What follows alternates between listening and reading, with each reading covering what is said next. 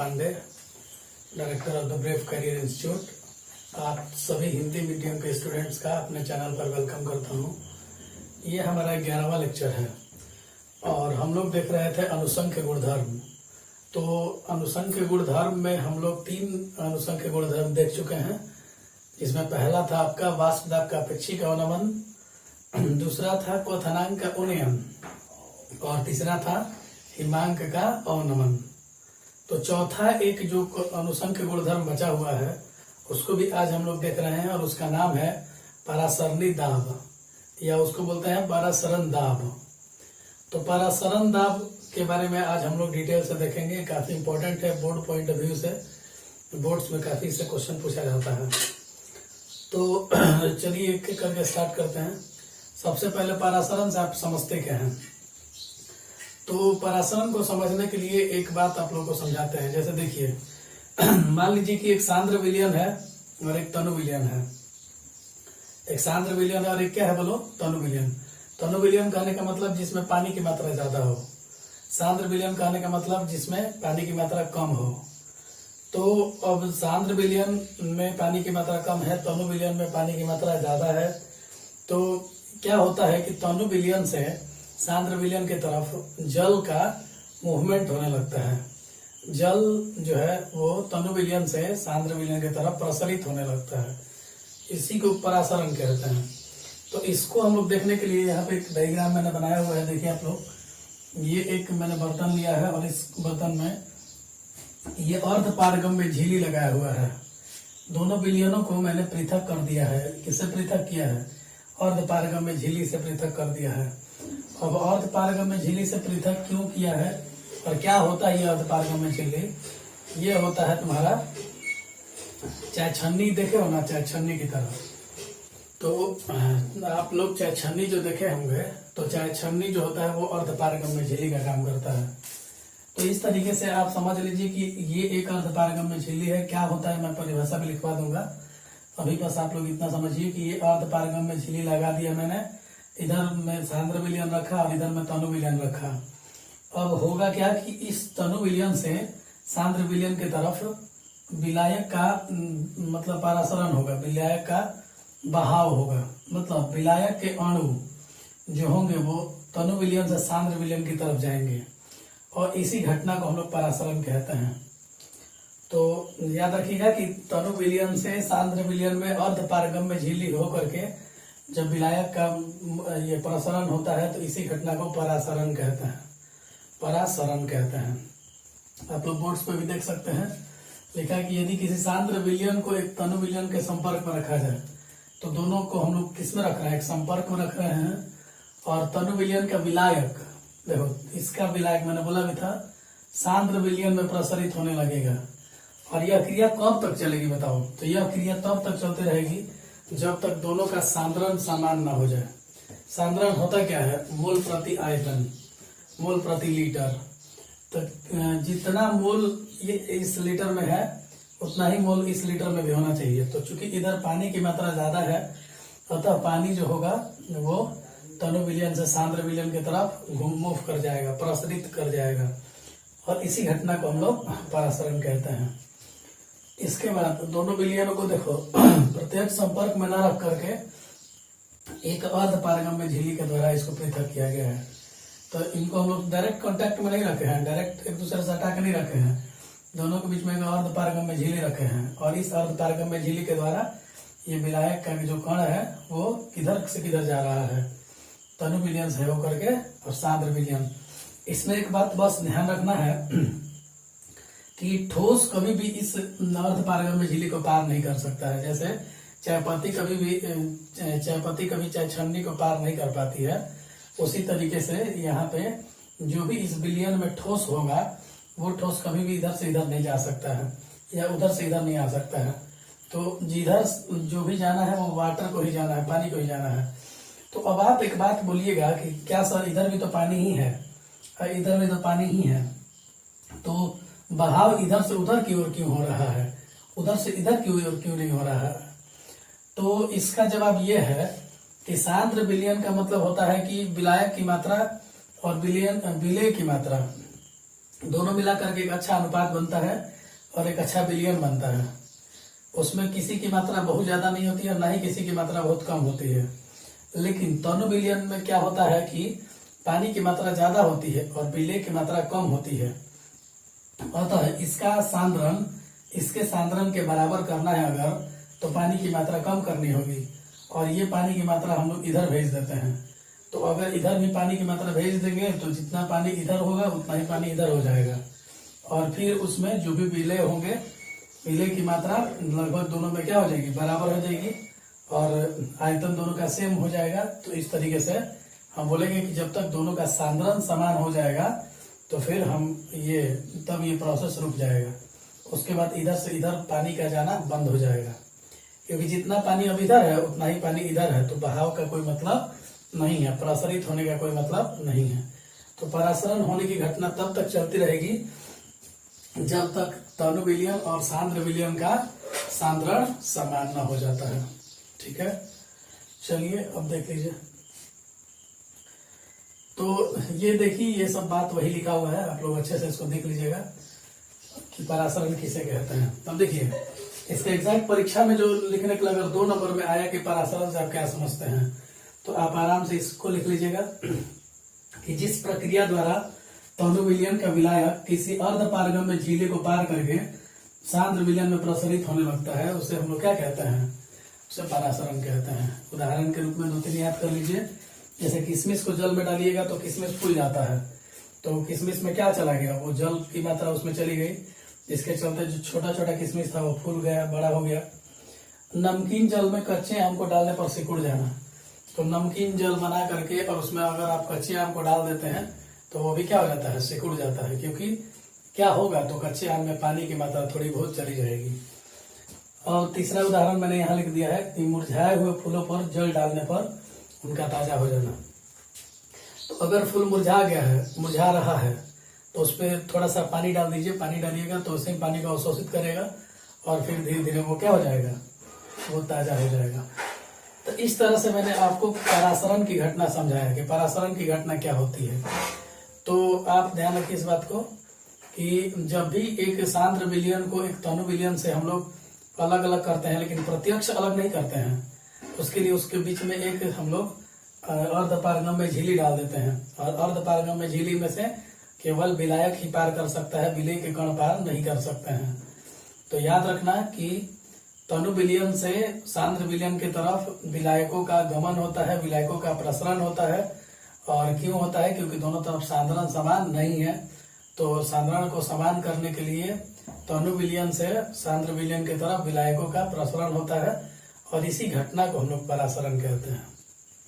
ठीक है, तो पिक्चर को भी नोट कर लीजिएगा। देखिए, इधर तीर दिखाया हुआ है, इधर तीर दिखाने का मतलब यह है कि इधर से पानी जो है वो इधर की तरफ जा रहा है। ठीक है, तो नोट कर लीजिए आप लोग।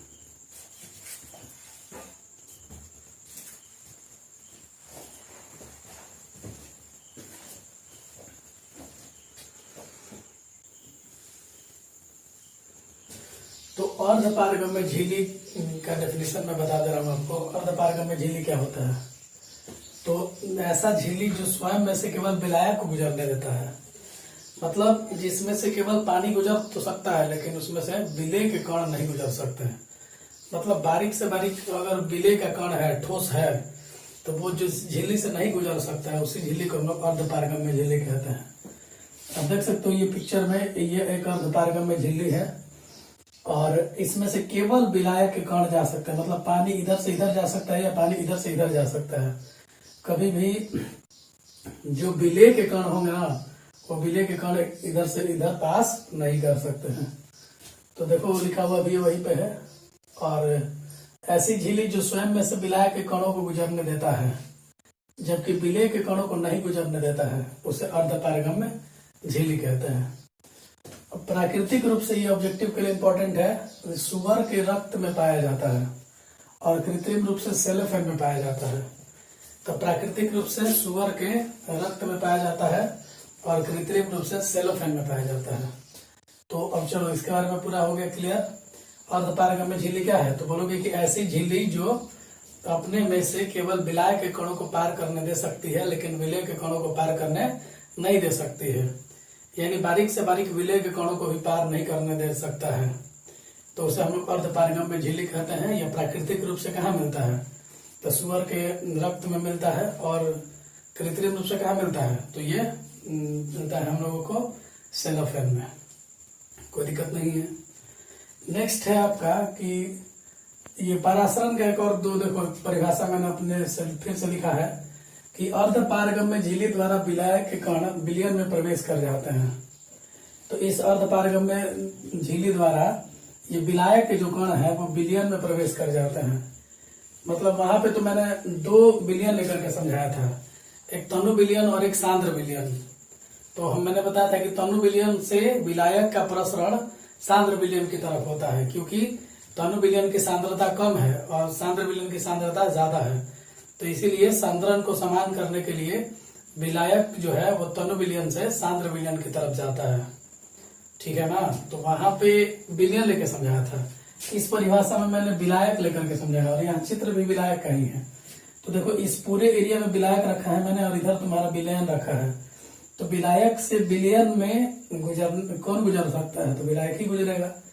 तो जिस झिल्ली के माध्यम से, किस झिल्ली के माध्यम से? अर्धपारगम्य झिल्ली से होकर के विलायक के कणों का विलयन में प्रवेश करने का जो गुण है, प्रवेश करने का जो आदत है, उसी को हम लोग कहते हैं परासरण। तो ये डेफिनेशन भी याद कर जाओगे। या फिर एक और बात बोल सकते हो कि ये निम्न सांद्रता वाला क्षेत्र है और ये तुम्हारा उच्च सांद्रता वाला क्षेत्र है। यहाँ पे तुम तनु विलयन भी देख सकते हो और यहाँ पे सांद्र विलयन ले सकते हो। तो तनु विलयन से सांद्र विलयन में जाना है तो ये निम्न सांद्रता और ये जो है उच्च सांद्रता है। ठीक है? तो निम्न सांद्रता वाले क्षेत्र से उच्च सांद्रता वाले क्षेत्र में विलायक जब पार करके प्रवेश करता है तो इस घटना को भी हम लोग परासरण कहते हैं। तो 3-4 तरीके से मैंने परासरण का डेफिनेशन आप लोगों को लिखवा दिया, लेकिन मूल बात यह है कि अर्धपारगम्य झिल्ली से केवल विलायक के कण ही पास कर सकते हैं। केवल अगर विलयन भी लोगे तो विलायक के कण ही पास करेंगे, विलायक भी लोगे तो विलायक के कण ही पास करेंगे। ठीक है? तो ये ध्यान रखना कि जब किसी अर्धपारगम्य झिल्ली से निम्न सांद्रता वाले क्षेत्र से उच्च सांद्रता वाले क्षेत्र की तरफ अगर विलायक का बहाव होता है या विलायक का प्रसरण होता है तो इस घटना को परासरण कहते हैं। तो अब है नेक्स्ट हमारा टॉपिक, ध्यान दीजिए, परासरण दाब या परासरणी दाब। वेरी वेरी इंपॉर्टेंट कर लीजिए, ये 2 मार्क्स के लिए पूछा हुआ क्वेश्चन है कि परासरणी दाब से आप क्या समझते हैं।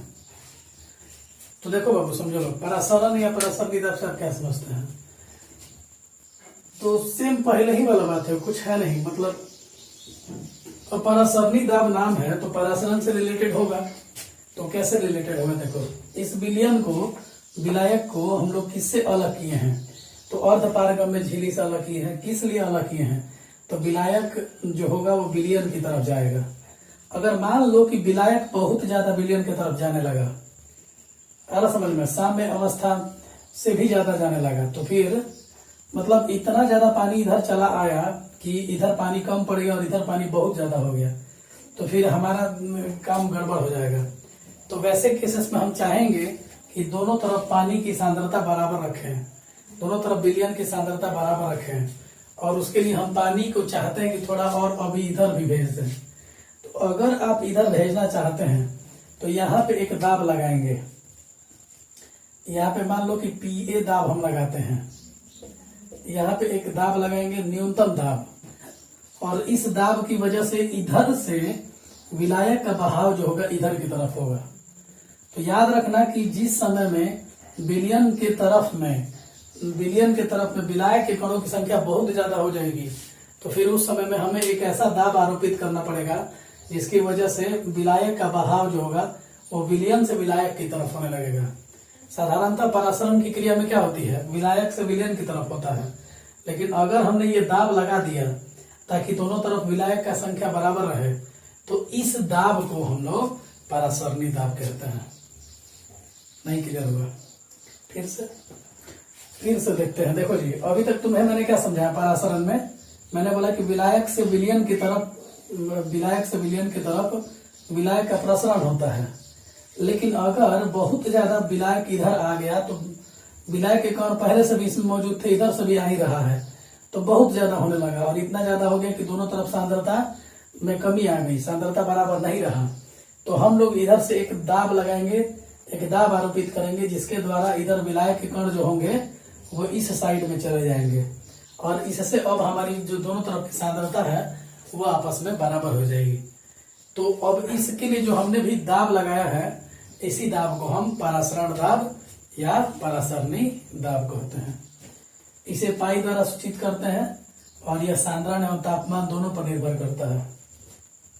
तो देख लीजिए डेफिनेशन एक बार। यदि किसी विलयन को एक विलायक से अर्धपारगम्य झिल्ली द्वारा अलग कर दिया जाता है, तो कर दिया जाता है देखो, तो विलायक को विलयन की ओर गमन से रोकने के लिए, माने ये इधर न जाए, इससे रोकने के लिए तथा इसको साम्य अवस्था स्थापित करने के, साम्य अवस्था का मतलब जितना विलायक इधर उतना ही विलायक इधर, विलायक का संख्या बराबर होना चाहिए, मतलब ना किधर ज्यादा ना किधर कम। तो जो भी न्यूनतम दाब हम आरोपित करेंगे इनका साम्य अवस्था मेंटेन रखने के लिए या फिर विलायकों का गमन रोकने के लिए, तो वही दाब हमारा परासरणी दाब कहलाता है या उसी को हम लोग परासरण दाब कहते हैं।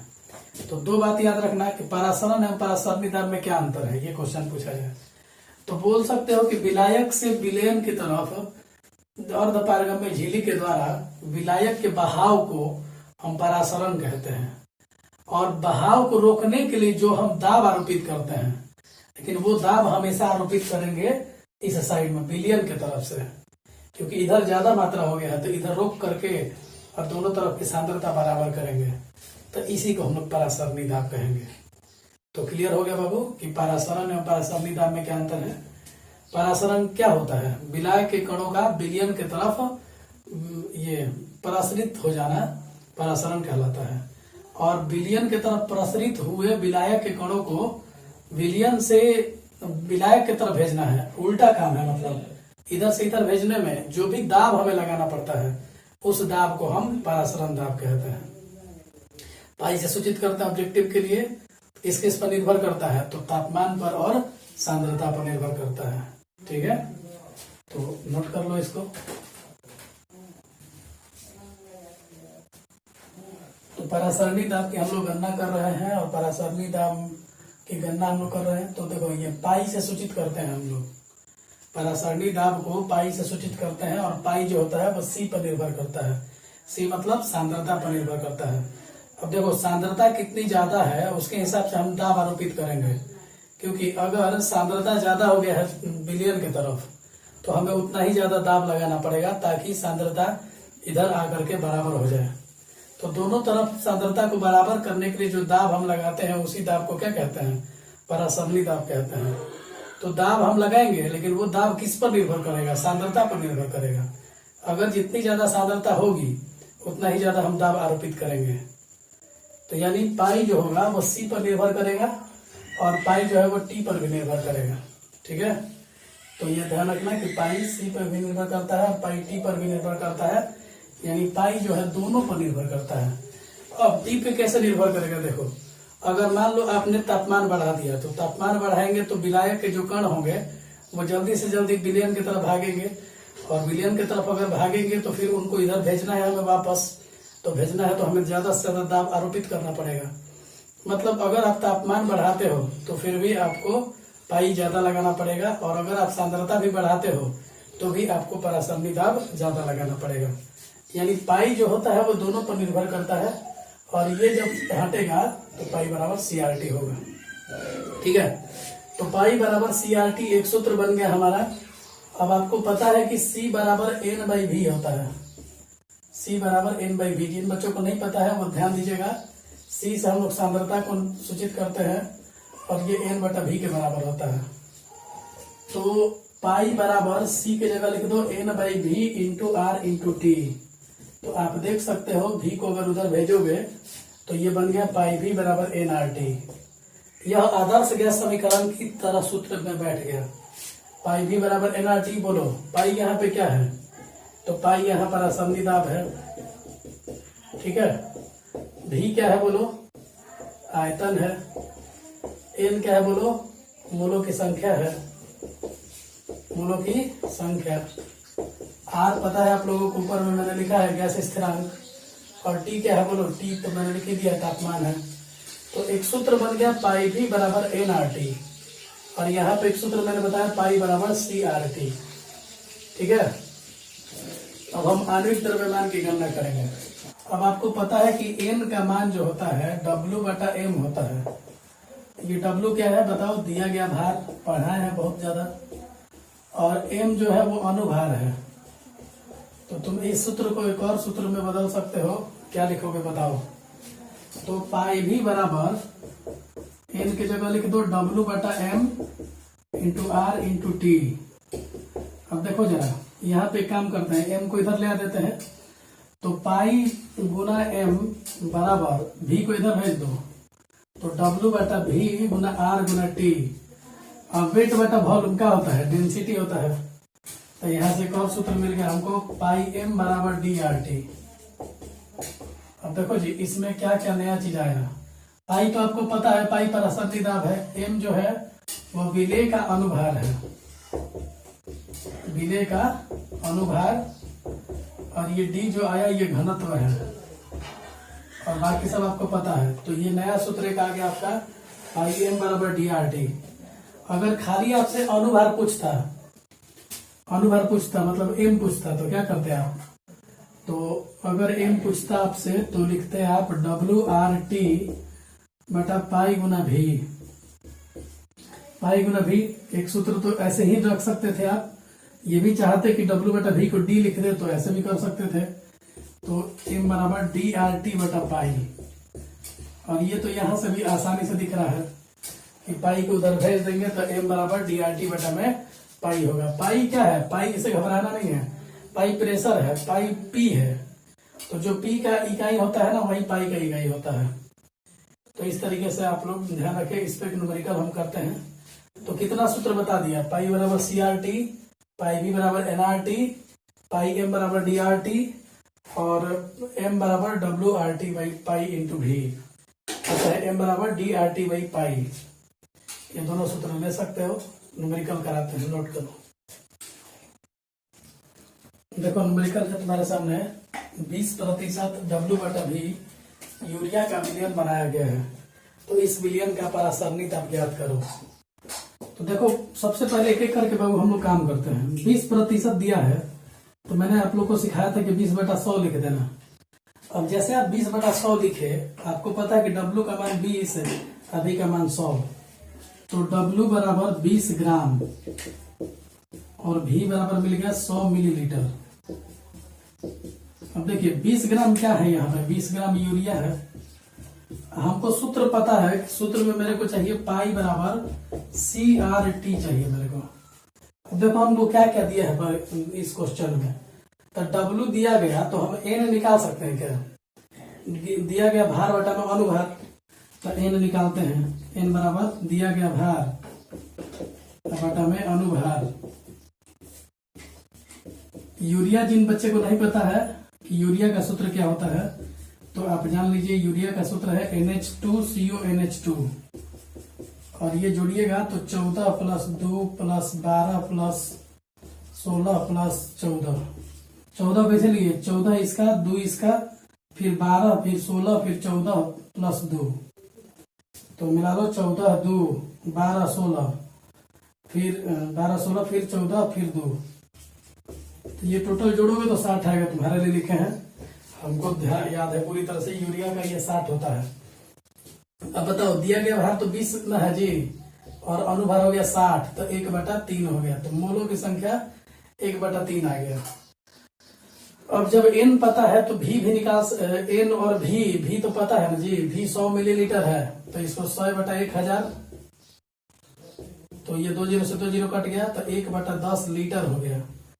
तो देखो हम लोगों ने ये v निकाल लिया, हम लोगों ने n निकाल लिया। अब n और v दोनों पता है, तो c की जगह n बाई v रख सकता है। देख लो, तो पाई बराबर सी आर टी था और पाई बराबर n by V R T था, तो डायरेक्ट लिखते हैं। तो पाई बराबर c की जगह n बाई वी और r इंटू टी। तो बोलो तो n का मान कितना है, n का मान है 1/3, अब v का मान कितना है 1/10, गुना r का मान 0.0821 ले लेते हैं, और टी जो होगा वो टी कितना है,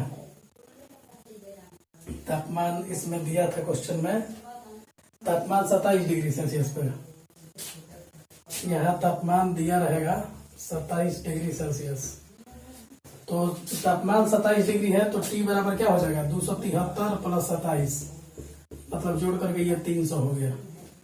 तब गुना 300 कर दो तो बोलो 10 ऊपर चला जाएगा, तो 10/3 गुना 0.0821 गुना 300, तो 3 से ये कट गया 100 बार में, तो 100 और 10 कितना हो गया, 1000 गुना 0.0821। और जिस बच्चे को नहीं पता है सीख लो, अगर दशमलव के बाद 1000 से गुना करना है तो 0.3 अंक खिसक जाएगा, तो 1 2 3 माने 82.1 यानी 82.1 ATM हो गया पाई का मान। गुना करना सीख लो जिनको नहीं पता है। अगर आपको दशमलव के बाद 1000 से गुना करना है तो 3 अंक आपका आगे भाग जाएगा। अगर 10 से गुना करना होता तो 1 अंक आगे भागता, 100 से करना होता तो 2 अंक भागता। अगर तुम्हें 1000 से करना है तो 3 अंक भागेगा। अगर यही 10,000 से गुना करना होता तो पूरा का पूरा ये दशमलव ही खत्म हो जाता। तो ये 82.1 ATM आया आपका परासरणी दाब। तो इस तरीके से आप परासरणी दाब ज्ञात कर सकते हो। क्वेश्चन एक बार और मैं बोल रहा हूँ, ध्यान से समझना। 20% W/V है, तो यहाँ 20 जो है वो W है और V जो है वो 100 है, क्योंकि 20% का 20/100 लिख सकते हैं। अब W मिल गया हमको और V मिल गया, तो 20 ग्राम यूरिया है, 100 मिलीलीटर आयतन है, बिलियन का आयतन। तो 20 ग्राम यूरिया का मूल में बदल लो। कैसे बदलोगे, तो दिया गया भार बटा में अनुभार, यूरिया का अनुभार 60 आता है, निकाल लोगे जोड़ करके। ये 12th में अब इतना नहीं बताया जाता है, लेकिन मैं फिर भी बता रहा हूँ। 20/60 तो 1/3 मोल आया। भी 100 मिलीलीटर है, 1000 से भाग दे दो तो 1/10 लीटर आएगा। तो भी का मान इतना आया, एन का मान इतना आया। आपको सूत्र पता है, पाई बराबर CRT, उसी को आप पाई बराबर N/VRT लिख सकते हो। एन का मान पता है, भी का मान पता है, आर का मान पता है, टी का मान दिया हुआ है, तो टी 27 डिग्री सेल्सियस दिया हुआ है। तो आप आराम से उसको रख करके और गुना कर सकते हैं। लास्ट में ये गुना करना था, तो ये मैंने सिखाया कि अगर 1000 से गुना करना है तो आप क्या कीजिए, यहाँ पे 3 से ये 100 बार में कटाए, ध्यान रखना। तो अगर 1000 से गुना करना है तो 3 अंक खिसका देना। तो देखो 1 2 3 अंक खिसक गया, तो 82.1 ATM आया। अगर 10 से गुना करना होता तो 1 अंक खिसकता, 100 से करना होता तो 2 अंक खिसकता। अगर 10,000 से गुना करना होता तो पूरा का पूरा दशमलव ही खत्म हो जाता। ठीक है, तो नोट कर लो और आगे नेक्स्ट टॉपिक देखते हैं।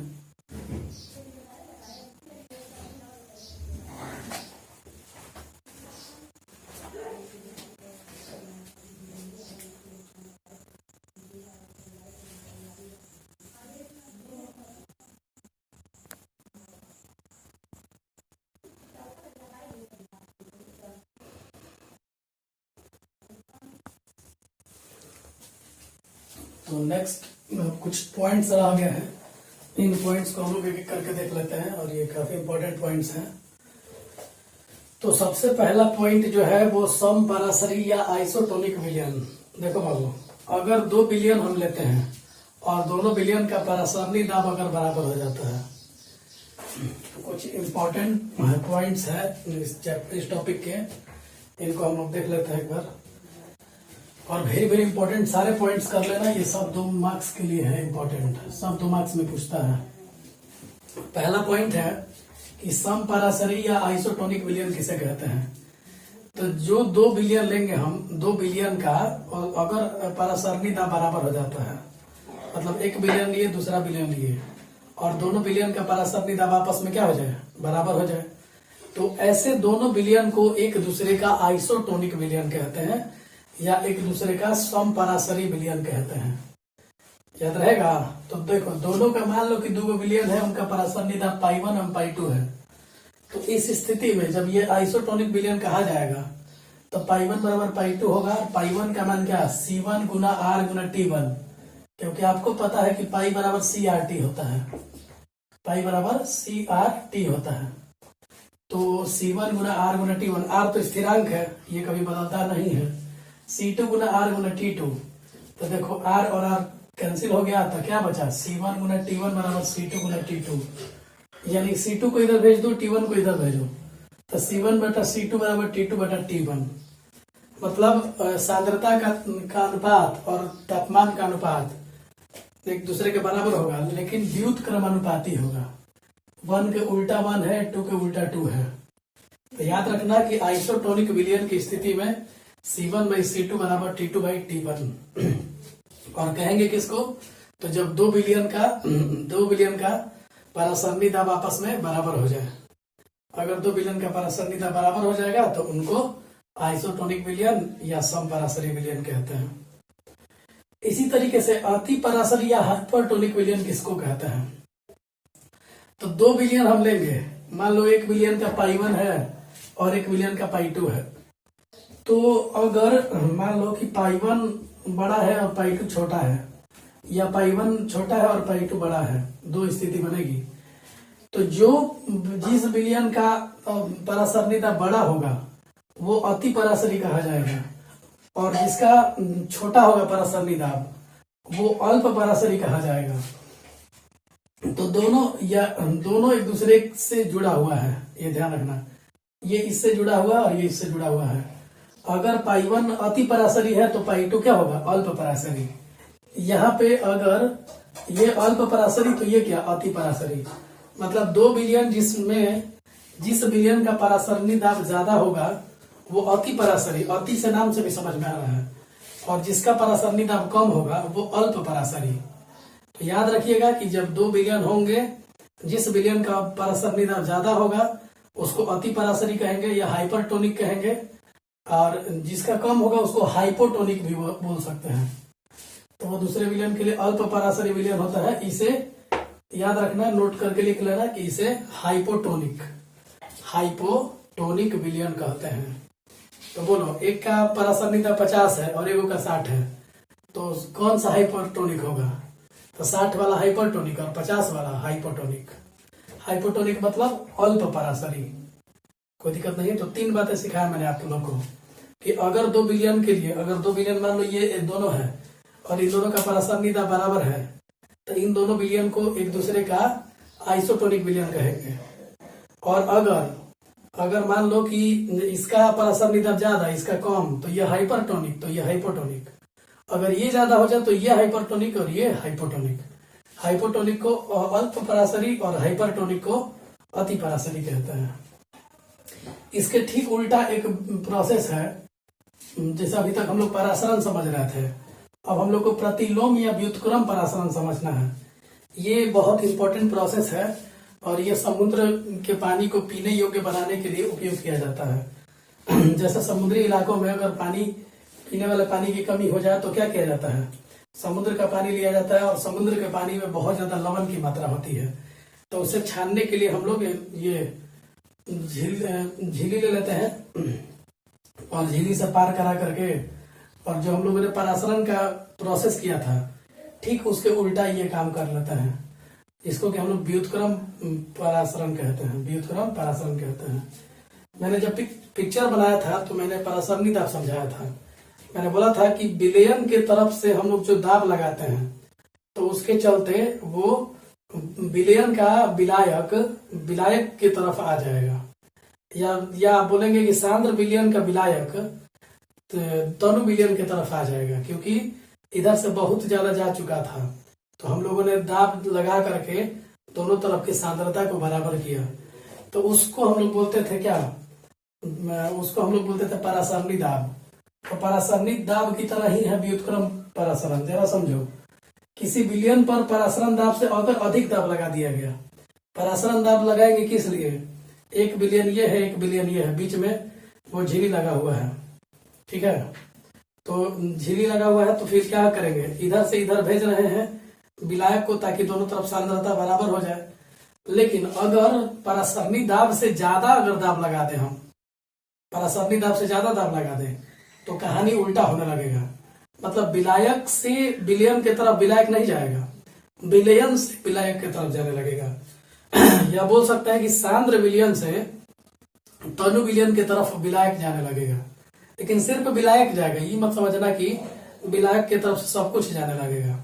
तो जो ठोस पदार्थ होंगे वो ठोस पदार्थ पार नहीं कर पाएंगे, वो ठोस पदार्थ इधर वाले विलयन में ही रह जाएंगे। तो ये ध्यान रखना हमेशा कि व्युत्क्रम परासरण में क्या होता है कि जब जरूरत से ज्यादा, मतलब अगर परासरणी दाब से भी अधिक दाब लगा देंगे हम लोग तो फिर क्या होगा, अब उल्टा कहानी होने लगेगा और विलयन से विलायक के तरफ उसके विलायकों का गमन होने लगेगा, या फिर सांद्र विलयन से तनु विलयन के तरफ परासरण होने लगेगा। तो नाम से भी समझ में आ रहा है उल्टा परासरण। परासरण में इधर से इधर जाता था, मैंने तनु से सांद्र में जाता था, और उल्टा परासरण में सांद्र से तनु की तरफ आएगा। तो परिभाषा यहाँ पे लिखा हुआ है, पढ़ लीजिए। परासरण दाब से अधिक दाब लगाया जाए तो विलयन के कण अर्ध पारगम्य झिल्ली द्वारा विलायक में प्रवेश करने लगता है। विलयन से विलायक, परासरण में विलायक से विलयन, ये उल्टा परासरण में विलयन से विलायक। तो यह प्रक्रिया जो है, लेकिन घुला हुआ लवण झिल्ली को पार नहीं कर पाता, ये मैं बार बार बोल रहा हूँ। तो इस प्रक्रिया को हम लोग प्रतिलोम या व्युत्क्रम परासरण कहते हैं। अब एक छोटा सा कंसेप्ट है कि नमक युक्त मांस जो है, मांस अगर कोई मर जाता है आदमी तो उसको अगर अधिक दिनों तक सुरक्षित रखना है तो उसको कैसे रखेंगे, तो नमक युक्त मांस अधिक दिनों तक सुरक्षित रखा जाता है। तो शरीर में नमक लगा दिया जाता है। इससे क्या होता है कि ये परासरण की क्रिया इसमें होती है, और परासरण की क्रिया होगी तो जल का क्या होगा, अभाव होगा, क्योंकि परासरण की क्रिया के द्वारा आपको पता है कि जल का मूवमेंट होता है, जल एक जगह से दूसरी जगह जाता है। तो अगर जल का अभाव हो जाएगा तो जो भी बैक्टीरिया है शरीर में, वो शरीर का बैक्टीरिया क्या हो जाएगा, मर जाएगा। और अगर बैक्टीरिया मर जाएगा तो फिर शरीर जो है वो बहुत दिनों तक ठीक से रह सकता है। तो याद रखिए आप लोग कि नमक युक्त मांस को बहुत दिनों तक सुरक्षित रख सकते हैं। उसमें हम लोग परासरण की क्रिया करा देंगे। परासरण की क्रिया से क्या होगा कि सारा का सारा पानी निकल जाएगा बाहर। अगर पानी की कमी हो गई तो फिर ये जल का अभाव हो जाएगा, और जल का अभाव होते ही बैक्टीरिया जो है, जितने सारे बैक्टीरिया हैं वो मर जाएंगे और आदमी का मांस अधिक दिनों तक सुरक्षित रह सकता है। ठीक है। इसके बाद एक घटना है, सोफ किसे कहते हैं। क्वेश्चन आता है कि सोफ किसे कहते हैं। तो जो व्यक्ति बहुत ज्यादा नमक खाता है उसकी ऊतक कोशिकाएं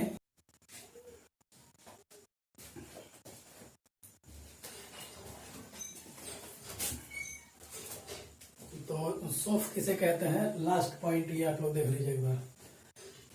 तो जो व्यक्ति नमक ज्यादा खाता है उसके शरीर में ये खून पानी की कमी होने लगती है।